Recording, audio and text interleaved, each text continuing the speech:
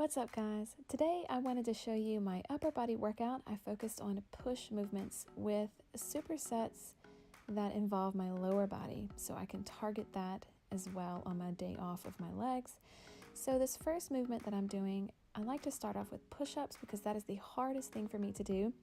And as you can see here, I'm letting my chest hit the floor all the way. And I did about 3 to 4 sets of 8 reps with nothing supersetted with it, so I can give my body a break. And this exercise here is a landmine chest press. I'm here using the actual T-bar row, otherwise known as a landmine. But I have myself in a tall kneeling position on both knees, and I am squeezing my hands together as hard as I possibly can to really activate my chest. And keeping my chest upright, I'm going to do 8 reps of these. And see here that I don't lock my elbows out all of the way. This just keeps all of the tension in my chest. And at this point, I start involving some lower body plyometrics just to keep my heart rate up. And because I tend to hold fat in my lower body more so than my upper body, so I have got some goals coming up and I really want to target my glutes and my outer thighs. So these are lateral box hops. I'm going to do 30 reps of these. I'm driving my foot off the box as high as I possibly can, landing softly into a lateral squat. And I will perform 30 reps of these along with the landmine chest press for 3 rounds.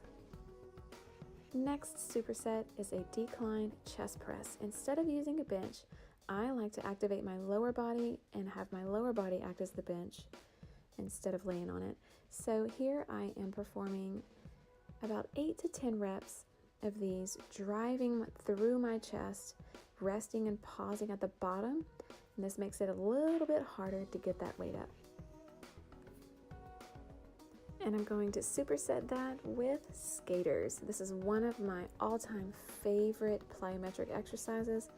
Number 1, because it is a lateral movement, and number 2, because it requires a ton of stability. So I'm going to perform 30 reps of this along with that chest press and repeat that 3 to 4 rounds. Moving on to vertical push, now I'm going to involve my shoulders. And I just recently started using the Smith machine, and what this does is it requires no stability, so I can really focus, put my mind to my muscle and drive that bar up through my delts.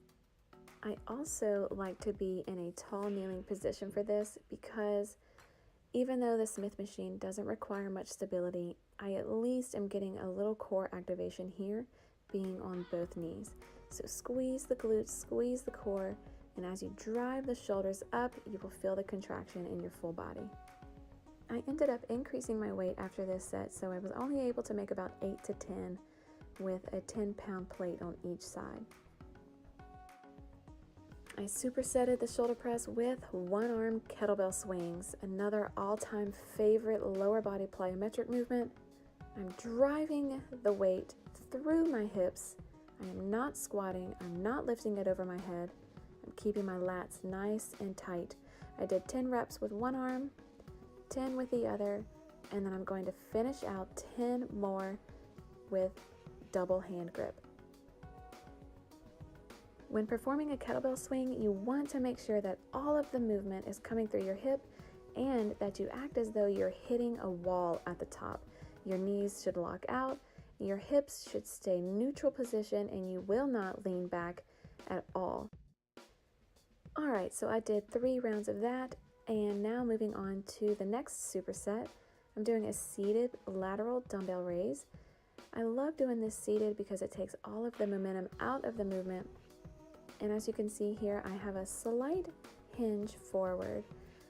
I'm leaning into this exercise and I'm driving the dumbbells out towards the side of my body through my elbows. And then of course I supersetted it with a lower body plyometric movement. And now I'm going to work in a split stance position and perform some scissor jumps. Now with these, I like to go deep. My knee slightly taps the floor and I drive it high switch in the air and land nice and soft. I performed 20 reps of these because these are killer for me, so I could not do any more. And I completed 4 rounds of the superset. This next superset that I'm going to do is not going to involve any plyometrics. I am done with that for the day.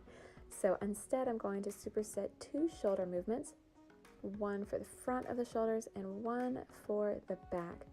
Now this first one actually targets both my rear delts and my front delts, and the burn is incredible. I performed 20 reps of these.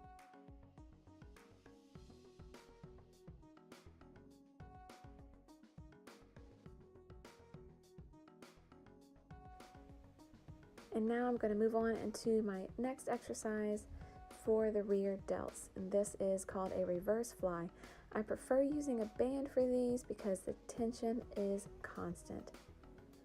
I managed to get in 10 reps and 20 reps of the first exercise you saw, and 3 to 4 rounds of these.